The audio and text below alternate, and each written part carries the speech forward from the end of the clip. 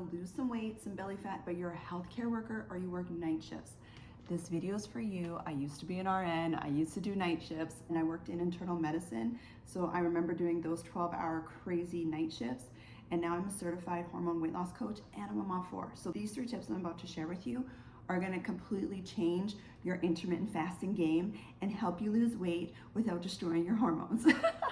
So tip number 1 is just knowing that intermittent fasting is so good for you, girl. Like, listen, just pick something that works for you. You do not have to fast the same on the days that you work and the days that you don't work.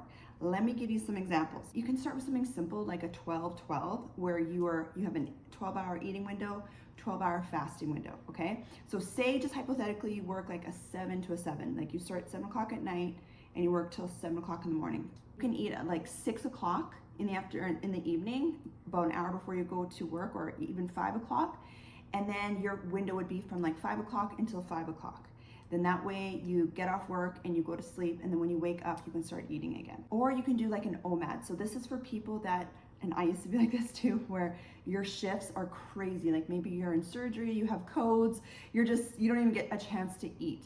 Then you could do an OMAD. I don't recommend you doing that for a long period of time every single day, but you can do it some days, okay? You can still just pick one eating window and you're gonna eat as much as you can during that time period, and then the rest of the time you're fasting. Point 2, this is so important because we do not want to burn out your hormones. So during your eating window, you're eating protein, you're thinking fiber, you're planning ahead. You can have some healthy fats, some complex carbs, okay? You're not just grazing, eating the cafeteria food. I understand that's a lot of food groups to remember, so just think protein and fiber. If you just get your protein and fiber in, I'm good. Like, just plan your meals around that. So during your fasting window, this is so important. You are staying hydrated. You're drinking, I don't know where my water is, but you go get yourself one of those big water bottles and become best friends with your water bottle. Okay, girl? Drink water, like 2 to 4 liters of water a day. You need to stay hydrated.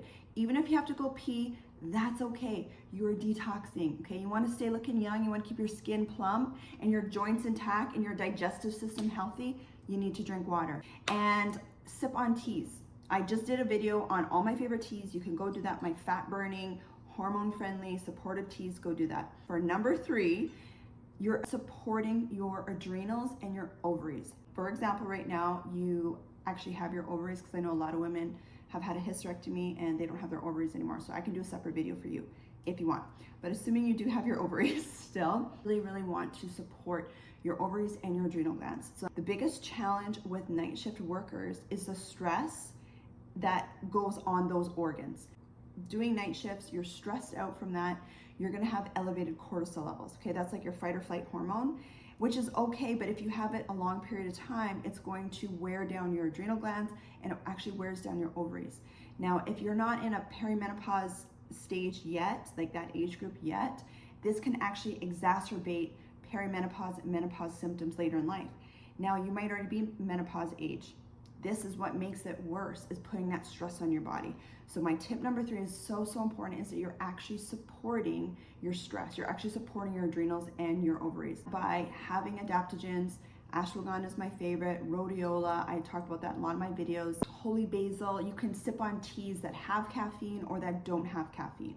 There's a whole bunch of options there. Also, just taking time and de-stressing. Like, this is a non-negotiable for you, especially if you're a healthcare worker, a night shift worker, a woman. You need to carve out time to rest and de-stress, or your hormones are gonna pay for it, babe. Like, you're gonna really struggle with weight gain, with that stubborn weight. You're gonna struggle with perimenopause, menopause symptoms, hot flashes, all that stuff, if you don't take care of your body and your hormones now. Let me know if you have any questions, or if you have a schedule that's worked really well for you wanna share that with everyone else.